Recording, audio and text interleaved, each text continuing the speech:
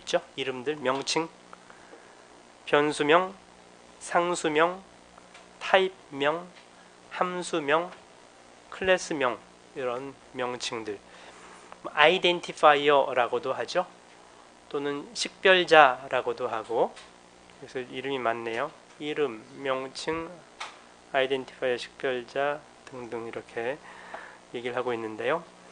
그 이름들의 특징, 각 이름들이 있으면 그 이름을 뭔가 특징 짓는 그런 attribute, 속성들이 있다는 거죠.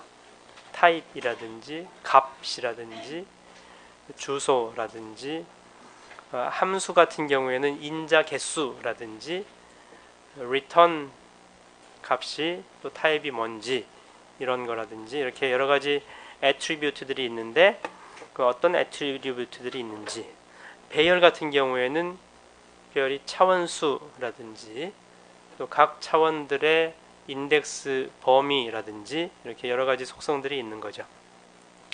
그러면 그 속성들, attribute가 이 name에 binding, 결합이 돼야 되는데 그 결합되는 시간을 binding time이라고 하고, 대표적인 binding time이 static 정적, dynamic 동적, static binding은 compile time binding, dynamic binding은 run time binding이라고 했었죠. 그 외에도 여러 가지 binding time이 있죠. 블럭하고 스코프에 대해서는 지난 시간에 내용에 빠져 있어서 오늘 얘기를 할 거고요. 요즘 언어들은 대부분 블럭 구조 언어예요. 옛날 초기의 언어, 포트란, 코볼과 같은 초기 언어는 블록 구조가 아니었는데, 알골이 고급 언어의 각 기능들, 필요한 기능들을 많이 모아둔 그런 거였었죠. 알골 이후에 탄생된 언어들은 모두 다 블록 구조 형태를 띠고 있죠. 그래서 이제 블록 구조 언어에서는 스코프, 변수의 영역이 중요한 문제가 되는데요. 이 변수의 영역 관련된 문제가 전역 변수, 글로벌 변수냐, 지역 변수, 로컬 변수냐, 지역 변수도 전역 변수도 아닌 non-local, 비지역 변수냐, 이렇게 세 가지 형태로 구별을 하게 되죠. 그리고 라이프타임은 변수 또는 함수 경우에 그 변수를 사용할 수 있는 시간, 이 변수가 언제부터 언제까지 사용될 수 있느냐. 전역 변수는 프로그램 시작할 때부터 프로그램 끝날 때까지 전체 기간 중에 사용할 수가 있을 테고, 지역 변수, 함수 안에서만 정의된 지역 변수는 그 함수 실행할 때부터 그 함수 끝날 때까지만 사용할 수 있겠죠. 그래서 그 변수의 생명 시간, 라이프 타임에 대한 얘기를 할 거예요. 기본적으로 우리는 이제 명령형 언어를 기반으로 하고 지금 얘기를 하고 있는 거고요. 명령형 언어에서 변수들, 변수명, 함수명, 상수명, 클래스명에 대한 얘기를 하고 있죠. 그리고 이 명령형 언어에서 변수는 폰 노이만 컴퓨터 구조를, 자료를 추상화하는, 데이터를 추상화하는 기능을 하고 있는 거고요. 그래서 이제 변수는 메모리 셀, 메모리 몇 번째부터 몇 번째까지 몇 바이트를 변수 x라고 이름을 붙이는 거죠. 메모리 셀을 한 바이트일 수도 있고요, 4바이트 또는 8바이트일 수도 있고요. 그 메모리 셀 영역에 이름을 붙이는 게 변수고, 그건 이제 메모리 셀을 추상화한다고 할 수 있겠죠. 그래서 이제 변수의 속성에는 타입, 스코프 룰, 스코프 규칙, 라이프 타임, 타입 검사, 초기화 관련된 것들이 이제 변수와 관련된 공부 내용이 되겠네요. 네임에는 몇 가지 있는지를 얘기를 했었고요. 변수의 로케이션은 어드레스, 주소를 얘기하죠. 값을 넣을 수 있는, 값을 저장할 수 있는 주소를 로케이션 또는 어드레스라고 하고요. 가끔 place라고 용어를 쓰는 경우도 있네요. 그래서 그러면 변수에 들어갈 수 있는 값들이 어떤 값들이 있어요? 문자도 있겠지만 정수, 실수, 배열의 경우에는 여러 개의 값 등이 있겠죠. 이런 변수를 대표로 하는 명칭들, 변수명, 함수명, 클래스명, 이것들의 그 명칭 아이덴티파이어를 아이덴티파이어를 어떻게 이름을 지을 것인가 라는 부분에 있어서 언어마다 조금씩 다른 부분이 있어요. 예를 들어서 Fortran 1이라든지 Fortran 77에서는 변수, 그러니까 명칭의 이름 길이를, 최대 길이를 6바이트로 제한을 했었네요. A, B, C, D, E, F 6바이트 이내로만 이름을 지을 수 있었죠. 7바이트 이상 넘어가는 경우에는 어떻게 하면 좋겠어요? 못하게 할까요? 컴파일러가 잘라버리죠. 6바이트까지만 변수 이름으로 간주하고 A, B, C, D, E, F 1 A, B, C, D, 아니죠. A, B, C, D, E, F A, B, C, D, E, F 1 A, B, C, D, E, F 2 A, B, C, D, E, F 3 그러면 1, 2, 3 부분은 자르고 모두 다 A, B, C, D, E, F로 간주를 하게 되겠죠.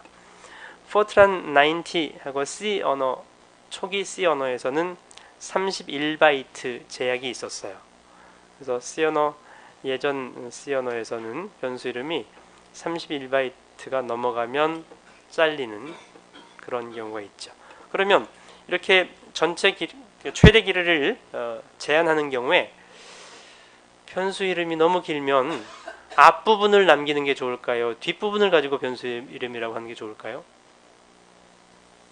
A, B, C, D, F 1, A, B, C, D, F 2, A, B, C, D, F 3 가끔 6바이트 길이 제약을 잘 신경 쓰지 않고 있다가 그런 경우 있죠.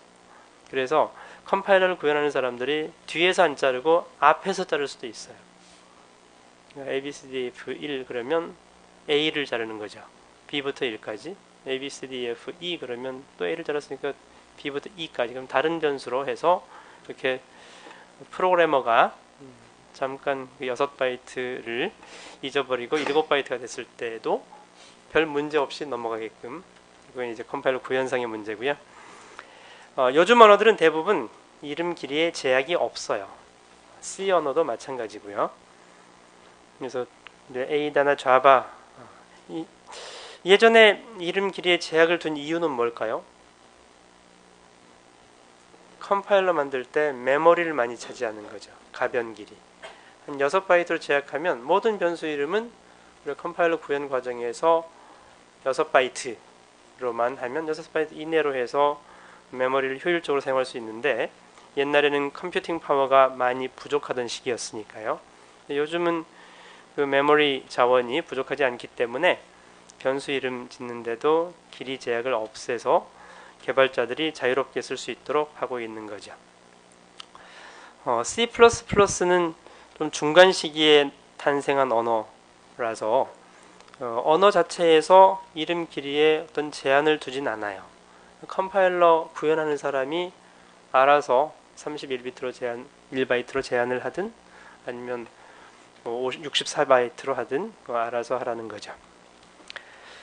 또 이제 C 언어에 익숙해져 있는 요즘에는 변수명, 함수명에 언더바를 사용하는 게 자연스럽죠.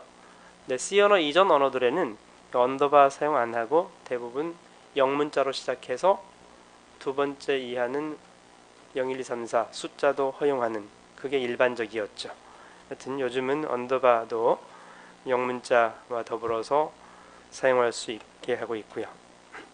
다음에 케이스 센시티브 문제, 대소문자를 구별할 거냐 말 거냐. 초기의 고급 언어들은 대부분 구별을 안 했어요. 근데 C 언어 이후에는 구별을 하고 있죠. 그 장단점에 대해서는 지난 시간에 얘기를 했었고요.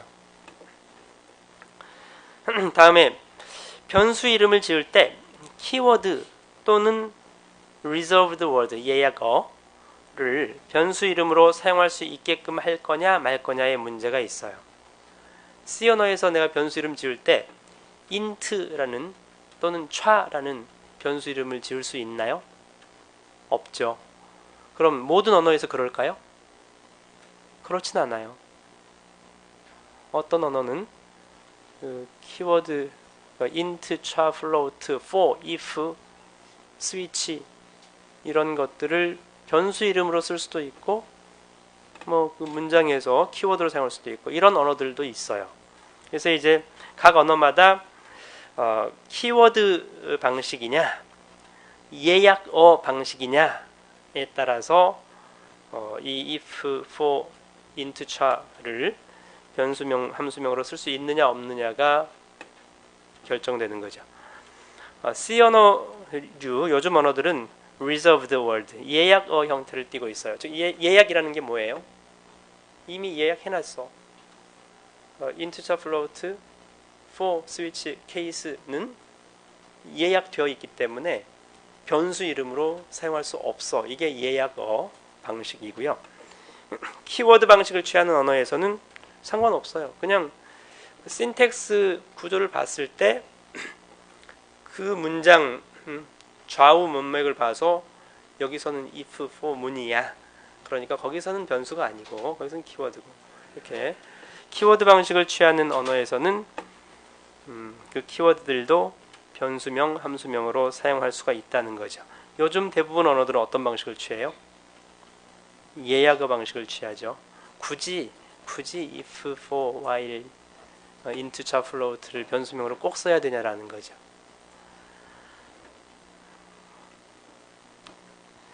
자, 이제 명칭, 변수명. 대표적인 게 변수라서 변수를 중심으로 얘기를 하고 있는 거예요. 변수의 예에서 명칭하고 attribute, 속성들의 예를 보면 여기서 파스칼 언어의 예를 들었네요. const, var, function, const n, 상수명 n의 속성이 뭐가 있을까요? 이 n이라는 이름은 상수라는 속성이 있고요. 그 값이 5라는 속성 두 가지가 있는 거죠. 여기 x라는 명칭은 변수라는 속성이 있고요. 정수 타입의 값이 들어갈 수 있다라는 이런 속성이 있는 거죠. f라는 명칭은 함수라는 속성, 그 다음에 인자로 하나를 취하는데 그 하나의 인자의 타입이 정수라는 그런 속성, 그 다음에 함수의 리턴 밸류가 하나 있는데 그 리턴 밸류의 타입은 불린 타입이라는 속성 등이 있는 거죠. 그리고 이제 컴파일 과정에서 이 명칭들에 대해서는 이 속성들을 쭉 수집을 해야 돼요. 그래야 나중에 정수, 실수, 덧셈, 곱셈, 만약 스트링 타입이다 그러면 덧셈, 곱셈 하면 안 되잖아요. 이렇게 그런 용도로 명칭들에 대해서 테이블을 만들어서 관리를 해야 되는 거죠. 그걸 심벌 테이블이라고 하고요. 그 심벌 테이블에는 그 각 명칭들의 속성들이 무엇인지를 저장하고 있다가 나중에 컴파일 과정에서 필요할 때 사용하게 되는 거죠. 그래서 이제 지금 예를 좀 많이 들었었지만 속성들에는 뭐가 있느냐?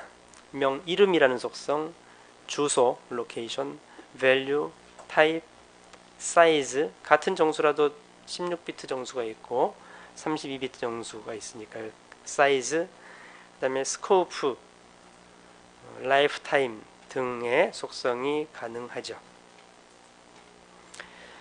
그러면 이 속성들을 그 명칭에 결부시킬 때, 바인딩 시킬 때 어떤 방식에 의해서 속성을 명칭하고 결합시키느냐, 바인딩 시키느냐죠. 대표적인 게 선언문이에요. 조금 전에 봤던 상수 n, 변수 x, 함수 f, 그 선언문에 의해서 많은 속성들이 바인딩이 일어나죠. 또 배정문, 어사인먼트 문에 의해서 일어나기도 하고요. 속성 중에서 어드레스 또는 로케이션은 메인 메모리의 메모리 어드레스를 가리키고요. 그래서 이제 L 밸류, R 밸류는 식에서 나올 텐데 나중에 얘기를 하고요. 변수에서 그 명칭에서 에일리어싱 문제가 발생하는데요. C 언어의 포인터로 이미 그러니까 다른 메모리, 다른 어드레스를 어떤 임의의 한 메모리 셀을 지칭하는 명칭이 2개 이상인 경우 에일리어싱이라고 하죠. 그 에일리어싱 기능이 여기 multiple identifiers 2개 이상의 명칭들이 same address를 참조하는 경우를 에일리어싱이라고 하고요. 포트란에서는 equivalence라는 문장에 의해서 에일리어싱 기능을 제공해요. 에일리어싱이 꼭 필요한 경우가 있는데 함수 콜 할 때 지난 시간에도 얘기했었는데 배열 A가 큰 배열이 있어. 그 함수 F로 전달해서 F 안에서 사용을 하고 싶어. 그러면 함수 안에서는 이름을 꼭 A라고 써야 되나요? 그렇지 않죠. 그 함수 안에서는 B라고 쓰고 싶어. 그러면 그 함수 바깥에서 정의된 A라는 배열 이름하고 함수 안에서 B라는 이름은 same address를 가리키는 거죠. 그러면 에일리어싱 기능이죠. 그런 기능들이 C++에서는 유니온 타입에서 에일리어싱 기능이 있고요. 포인터 또는 레퍼런스를 통해서 에일리어싱 기능이 구현되고 있죠. 파스칼이나 에이다라는 언어에서는 variant record라고 하는 기능이 에일리어싱 기능을 제공을 하고요. 에일리어싱 기능이 꼭 필요한가요? 꼭 필요하다고 할 수 있어요. 근데 그러면 꼭 필요한 것 때문에 문제점은 없어요? 문제점이 있어요. 가장 큰 문제점이 사이드 이펙트가 발생한다라는 거죠. 사이드 이펙트라고 하는 것은 만약 여러분들이 C 프로그램 짜면서 포인터 변수에다가 메모리를 할당했어. 메모리 100바이트를 할당했어. 근데 포인터 P를 Q는 P 해서 PQ와 같은 것을 가리키게 했어. 그러다가 free Q 하면 메모리가 Q만 없어진 줄 알았는데 P도 한꺼번에 없어지는 거죠.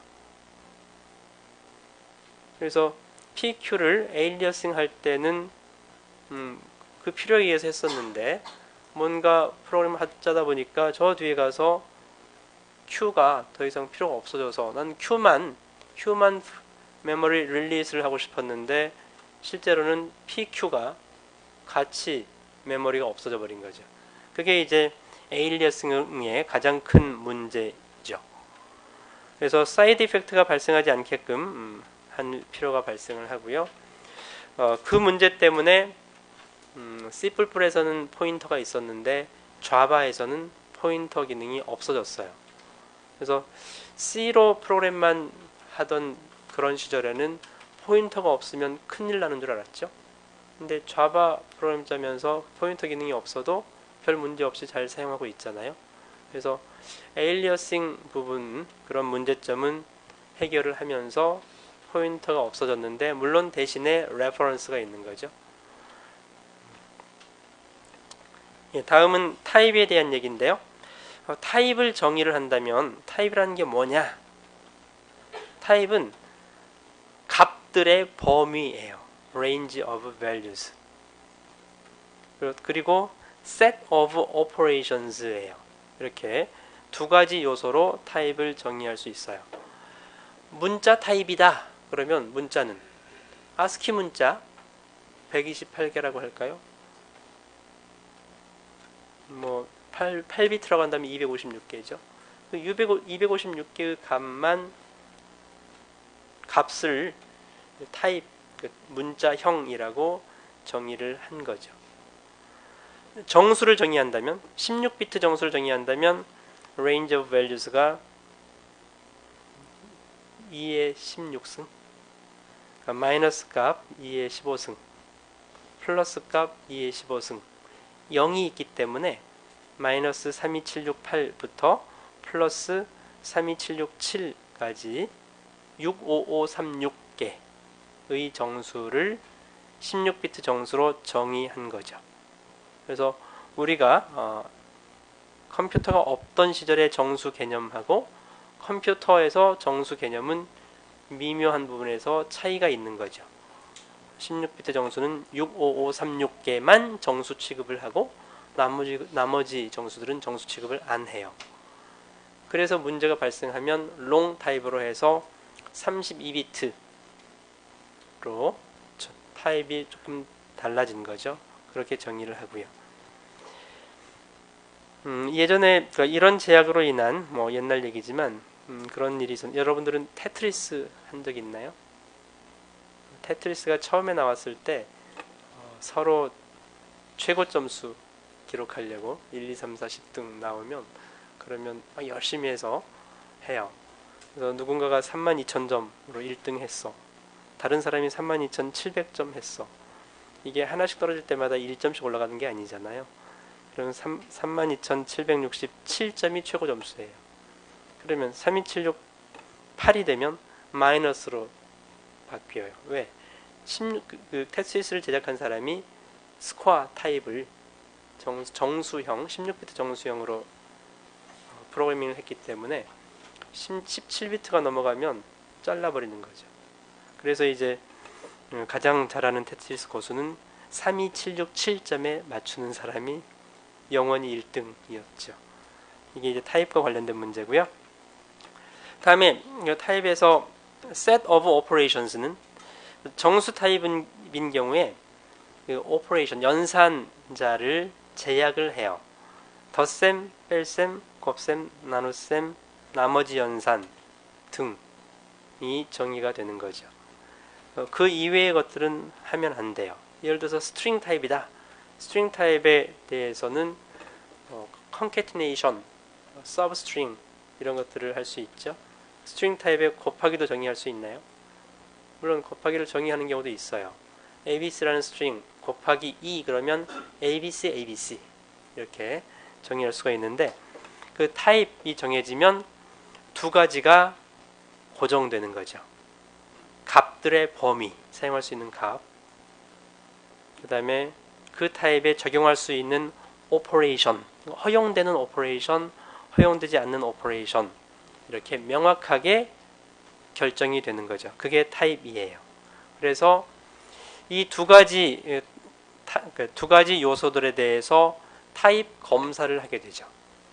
그래서 값의 범위를 벗어나는지 안 벗어나는지, 또 허용된 연산인지 아닌지, 또 타입이 서로 다른 두 개의 값에 대해서 연산을 허용할 건지 말 건지가 타입과 관련된 문제가 되는 거죠.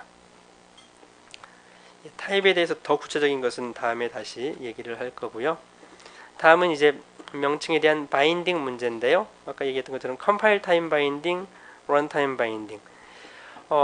바인딩을 시키는 가장 대표적인 방법 중에 하나가 선언문이라고 했죠.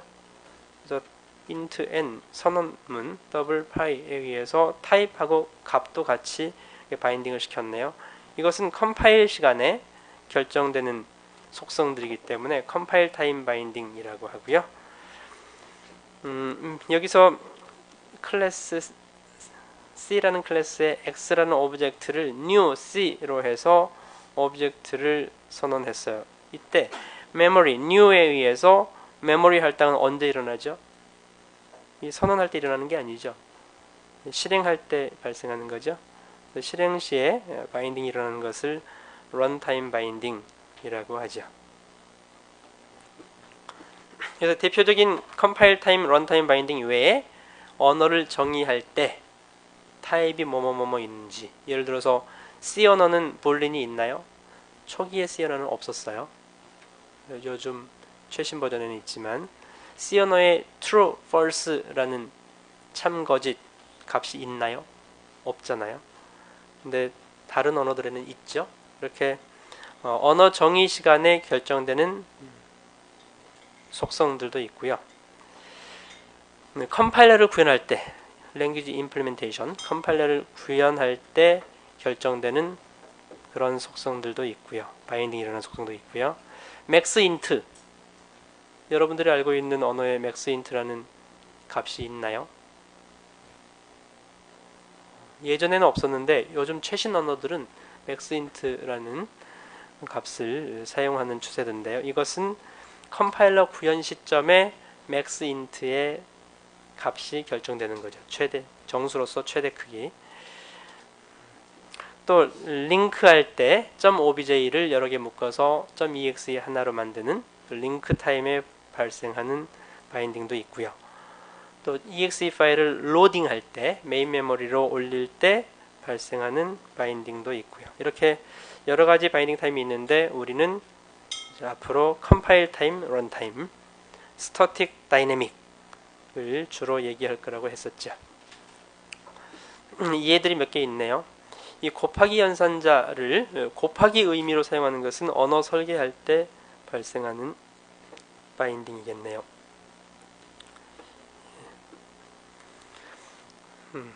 타입 바인딩 관련해서는 지난 시간에 얘기했었는데요. explicit declaration 선언문, implicit 선언문. implicit 선언문에 for라는 예를 들었었는데 기억나나요? for라는 변수가 i부터 n으로 시작하면 정수형, 그 이외로 시작하면 실수형. 그게 선언하지 않더라도 implicit하게 선언된 거고요. 펄 언어를 요즘 잘 사용을 안 하고 있네요. 펄은 변수 이름을 아예 다른 형태로 지어요. 예를 들어서 달러로 시작하면 달러 ABC 그러면 스칼라 타입 int, char, float 이렇게 기본 자료형 스칼라 타입이고요. at sign, at ABC 그러면 배열 이름이에요. 그런 원칙을 반드시 지켜야 돼요. 그래서 변수 ABC를 쓰고 싶으면 달러 ABC로 써야 되고 배열로 쓰고 싶으면 at sign이 A자 비슷하죠. A 동그라미 그래서 at로 시작해야 되고요. 해시 구조 여러분들 연관 배열 딕셔너리 해시 구조를 쓸 때는 %로 시작하는 이름을 지어야 되고요. 그러니까 %ABC는 해시 변수가 되는 거죠. 그래서 변수 선언과 관련된 얘기를 했고요. 자, 스태틱 다이내믹, 컴파일 타임, 런 타임 이 구별을 하고 있는데요. 다이내믹 타입 바인딩을 주로 하는 언어들이 있어요. 그런 언어들을 동적 언어라고 했었죠. 지난 시간에도 그 대표적인 언어가 APL, 주로 수학, 행렬 계산에 특화된 그런 APL이라는 언어가 있고요. 스노볼4, 스트링 처리에 특화된 그런 스노볼4가 있고요. 스트링 처리할 때는 주로 스트링 길이가 가변적이죠. 가변적인 변수들이 매우 많잖아요. 그래서 이제 할당된 메모리 크기를 고정해버리면 좀 불편한 점이 많아요. 그래서 스노볼4는 다이내믹 바인딩을 하고 있고요. 자바스크립트, 리습, 파이썬도 다이내믹 바인딩을 하고 있죠. 그래서 다이내믹 바인딩을 주로 하는 언어들은 컴파일러 대신에 인터프리터로 구현되는 경우가 일반적이고요. 참 꼭 인터프리터로만 구현하는 건 아니에요. 리습 같은 경우에도 초기에는 인터프리터로 구현됐었지만 실행 효율 때문에 컴파일러가 제공돼요. 기본적으로 인터프리터 형태의 언어, 인터프리터어인 거죠. 그래서 이런 동적 언어들은 다이내믹 타입 바인딩을 하고 있고 각 변수에 실제 실행하면서 메모리가 잡히는 거죠. 이 동적 바인딩을 하면 편리하고 좋은 점이 하나 있어요. 파이썬에서 어떤 배열 A를 만들고 싶은데 이 배열 A는 요소가 정수 10, 정수 20, 세 번째 요소는 배열이네요. 이 배열은 값이 30, 3.14, 40 정수 실수가 섞여 있는 배열이네요. 이게 C 언어에서 가능한가요? 불가능하죠. 또 스트링도 섞여 있네요. 정수, 실수, 스트링, 배열이 서로 섞여 있는 이런 배열이 가능한 이유는 다이내믹 바인딩을 하기 때문에 그래요. 파이썬은 다이내믹 바인딩을 하고 그래서 이제 이게 자연스럽게 가능한 데 비해서 스태틱 바인딩을 하는 C 언어 같은 경우에는 이렇게 배열이 단일 타입의 값들로만 이루어지는 걸로 제약할 수밖에 없는 거죠. 그래서 다이내믹 타입 바인딩은 프로그래밍 할 때 플렉서빌리티, 유연성이 좋은 대신에 에러 디텍션에서 단점이 있는 거죠. 컴파일 타임에 에러를 발견하기가 어려운 그런 단점이 있어요. 거의 30분 가까이 되어 가서 좀 쉬었다.